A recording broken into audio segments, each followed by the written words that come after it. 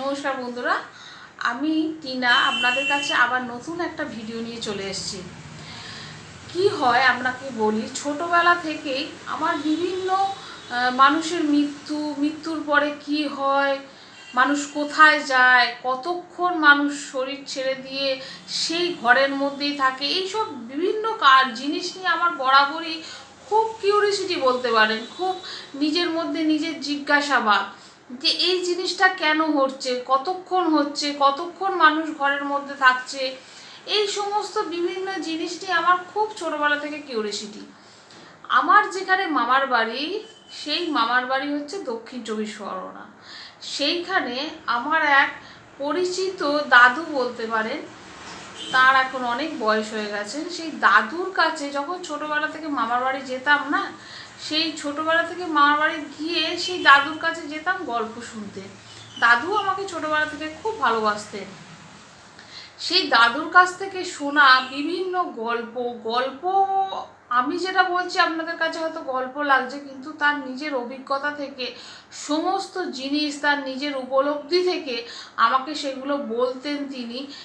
এবং আমি এই সমস্ত জিনিস আপনাদের সঙ্গে শেয়ার করছি। হয়তো বিভিন্ন মানুষের বিভিন্ন প্রশ্নের উত্তর হয়তো আমার এই কথা বলার সঙ্গে সঙ্গে আপনি পেয়ে যেতে পারেন।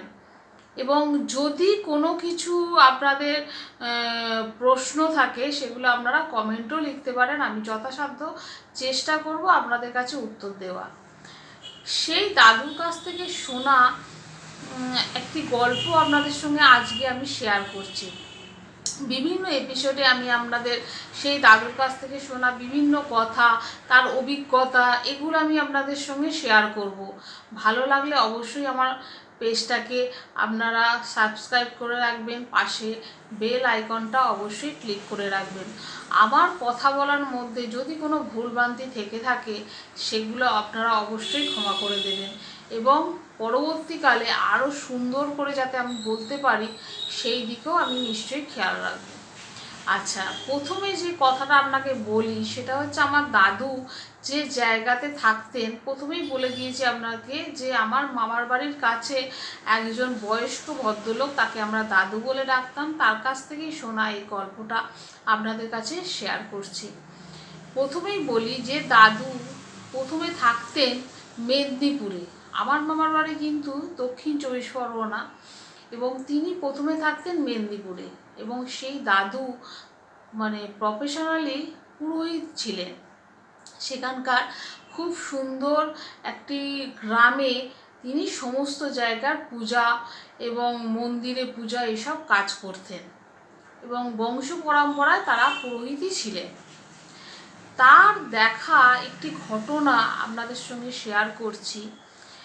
যেখানে তিনি পুজো করতেন, তার ঠিক দুটো বাড়ি পরে একটি ভদ্রলোক, স্বামী স্ত্রী বাচ্চা, তিনজনে মিলে সংসার করত। সেখানেও তিনি পুজো করতে যেতেন এবং তাদের সঙ্গে খুব ভালো সম্পর্ক হয়ে গেছিল দাদুর। এবং একদিন হঠাৎ শুনলেন, বহু বছরের সম্পর্ক, দাদু পুজো করতে যেতেন, তাদের সঙ্গে ভালো সম্পর্ক ছিল, তার ছেলের অন্নপ্রাশন বলুন, পৈতেতে দাদুই সমস্ত কাজ করেছে। হঠাৎ একদিন শুনতে পান রাত্রিরে যে সে মানুষটি সুসাইড করেছে। এবার দাদু তো কিছুতেই বুঝতে পারছে না, তখন দাদুর বয়সও অনেক কম ছিল। দাদু সঙ্গে সঙ্গে তার বাড়িতে গেছে, গিয়ে দেখছে তাদের বাড়িতে লোকারণ্য, প্রচুর লোক। এবং তিনি যে করেছেন সেটা হচ্ছে গলায় দড়ি দিয়েছেন। এবার সমস্ত পাড়া প্রতিবেশী, ওখানে তো গ্রামের জায়গা, পাড়া প্রতিবেশী ভিড়ে ভিড়, বিভিন্ন লোকের বিভিন্ন ধরনের কথা, কেন এই কাজ করলো, কি কারণে করলো, নিশ্চয়ই কিছু, যেমন হয় মানুষের মধ্যে বিভিন্ন কিউরিসিটির কথাবার্তা।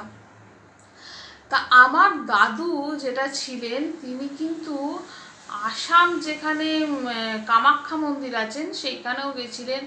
এবং সেই মন্দিরে গিয়ে ওখানে যে সমস্ত তান্ত্রিকরা থাকে, সেই তান্ত্রিকের কাছ থেকেও তিনি দীক্ষা নিয়ে এসেছিলেন এবং সেখানকার বিভিন্ন ধরনের কাজ তিনি করেছিলেন। এবং তার বিভিন্ন জিনিসের অভিজ্ঞতা ছিল এইসব ব্যাপারে। সেই হিসেবে দাদু এই সমস্ত শুনে টুনে সারাদিন সারা রাত্রিরে এই সমস্ত ব্যাপার, আরও অনেক তাদের বাড়ির লোকজন আসার কথা ছিল, সেই জন্যে দাদু সেই মুহূর্তে নিজের বাড়িতে দেখে টেকে চলে এসেছিলেন। পরবর্তীকালে যখন গ্রামে যেমন হয় কথাবার্তা চলতে চলতে দাদুর কানে এসেছিল যে সে খুব ভালো ছিল এবং ভীষণই ভালো ছিল, তাদের ফ্যামিলিও ভালো ছিল, যে অফিসের কোনো প্রবলেম চলছিল। এবার সেই কথা শোনার কিছুদিন পরে আমার দাদু যেটা করতেন, প্ল্যানচেট করতেন। আমার দাদু প্ল্যানচেট করতে পারতেন এবং প্ল্যানচেট মানে 3-4 জনকে নিয়ে, দাদুর পরিচিত 3-4 জনকে নিয়ে তিনি প্ল্যানচেটে বসতেন। এবং এই প্ল্যানচেটটা এমন প্রক্রিয়া ছিল যে আপনি কোনো কিছু কথা জানতে চাইলে সেই কথাগুলোর উত্তর হ্যাঁ বা নাতে উত্তর দিতেন।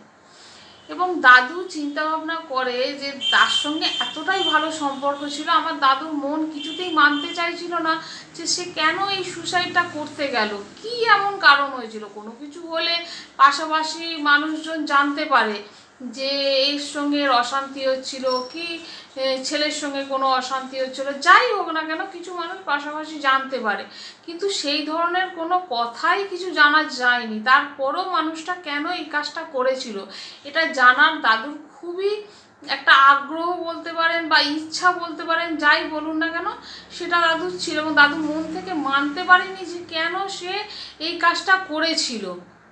তাই দাদু চিন্তা করেছিল যে দাদু প্ল্যানচেট করে তাকে ডাকবে।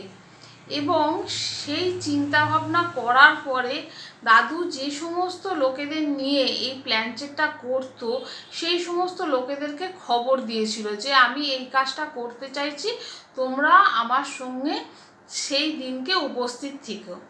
সব কিছু মতেই সব কিছু সম্ভব হয়েছিল।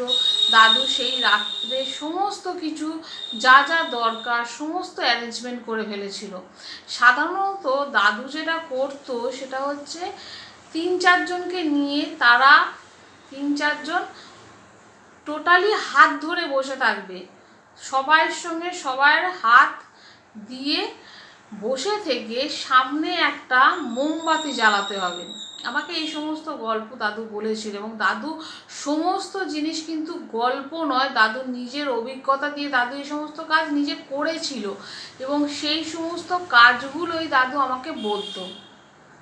যাক, আজকে তো অনেকটাই বেশি বড় হয়ে গেছে, পরের দিনকে বাকি জিনিসটা বলবো যে দাদু পরবর্তীকালে কি করেছিল এবং তাকে ডেকে নিয়ে সে কি কি প্রশ্ন করেছিল।